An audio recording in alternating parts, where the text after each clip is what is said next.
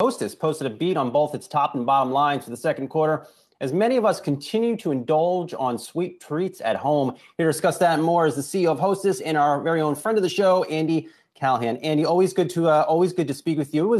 Feels like yesterday, but it's probably about 3 months or so since we last talked to you. And at that time, we started to see a recovery in the convenience store channel. What have you seen since? We're relying on, we have a terrific convenience business. Our media consumption is about a third of our business, and it's highly profitable. We've seen a steady return of traffic back and sales. We expected sales in our media consumption to be down about 10 to 15%, ended the quarter more in the down mid-single digits range. So we did see that come back, still below year-ago levels, so still a ways to go. But what I would say is a steady return back, and also confidence from our distributors as they replenish some of that pipeline for that sale. So it's been uneven, but a steady return, but still below year-ago levels.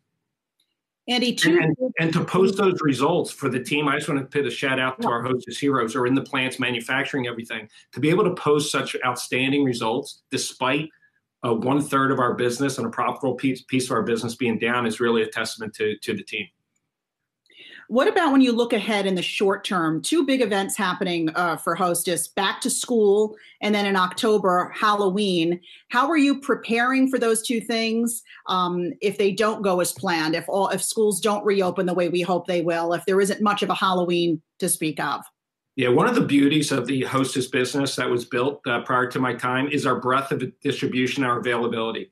During the period up to this point, our penetration, the percentage of households that are buying Hostess in total is up 10%, and our repeat is also up. So as we get more at home, we're an at-home business, we're a highly emotional and branded business.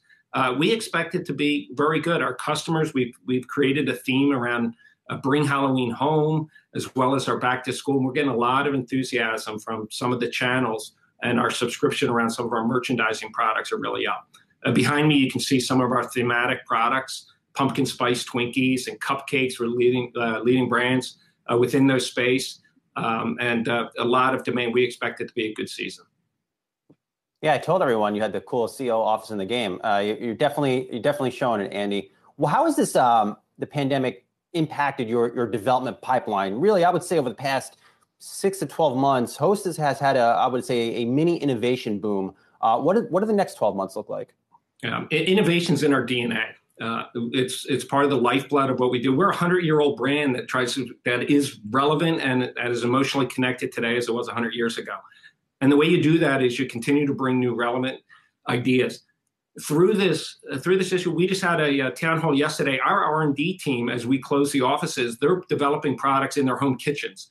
So that's the spirit and energy of our Hostess heroes to be able to do it. So we're going to be ready for new products. We may pace those out based on the supply chain or the demands, because there's such a high demand of the base products and our icons. But we'll be ready with icons. We have an exciting slate as we go out. The Voortman integration is going great, and we're also building a pipeline around our new Voortman cookie business, which is also performing terrifically. So we'll be ready to go. Yeah, you've got this new innovation lab going to support ongoing product development with focus groups and what have you. So exciting stuff. But I'm sure as CEO of Hostess, you need to always need to be reevaluating your brands. Lots of companies doing that now, especially during this pandemic. Are there any underperformers in the portfolio that you're looking to either spin off or do something else with? Well, we reshaped our portfolio over the last 12 to 18 months, where we sold off our non-branded in-store bakery business. We bought a growing and terrific Voortman cookie business. We do have soft spots within our business, though, really driven by the changing consumer behaviors and the lockdown. So we have a terrific Clover Hill business. It's a value brand. It's about a third of our business. It's in Vend. Our Vend channel has really been down double digits. Also, some of the value side, C-stores, the independent side, which is some of our value brand, Clover Hill, has been down. But that's been more than offset by the terrific execution of the team with the Voortman integration, managing costs within our plants, and the growth of our core Hostess business, which continues to grow year on year, 5% or above.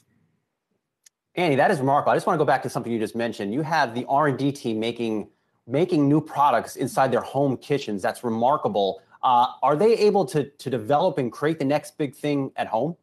No, they're not able to create it at home, but they're able to be inspired. They're able to develop their creativity. They're able to get on the Zoom and share things with people.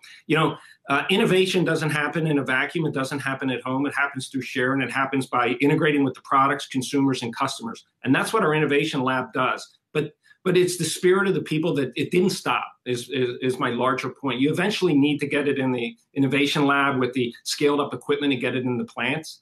But the creation of the ideas, we're able to continue. And that's a hand-on, that's a creative process, that's a cross-functional process. And that's the spirit and innovation entrepreneurship of Hostess business and Hostess people. Andy, what happens when gyms start to reopen in a material way and people start looking at their waistlines and going, you know what? I was snacking a little too much during the pandemic, and maybe they don't run out and buy as many Hostess snacks as they were. Yeah, Alexis, that's a great question, because we don't want people to snack too much. We want people to have a healthy lifestyle, a balanced diet. The trends before the pandemic were unmistakable. People are snacking more. They're snacking on small indulgences and treats more. They were increasing before the pandemic. We're there emotionally and physically for when people want them. And I expect that to continue as we come out. So we're a small part of a really good lifestyle and a diet. And I expect that to continue as we come out of the pandemic. Well, Andy, I've been clear the solution to that is just develop some whole wheat Twinkies or keto cakes. Anything like that in the works? Brian, you sent me an email on that, and I think that's a great idea. That's one of the wonderful things about our Voortman acquisition. Our Voortman acquisition is the #1 sugar-free cookie in the entire category. We also have a wafer business within there. So it gives us a brand that connects with consumers in multiple ways for anybody who wants it. So I'm taking that back to the innovation lab, and we'll do that within the innovation lab. Hopefully, Brian, we're out of the in-home R&D business now. Well, sign me up for all that somewhat healthy stuff. All right, let's leave it there. Hostess CEO Andy Callahan, always good to speak with you. Have a great weekend. Thanks, Brian. Thanks, Alexis. Always good to be here.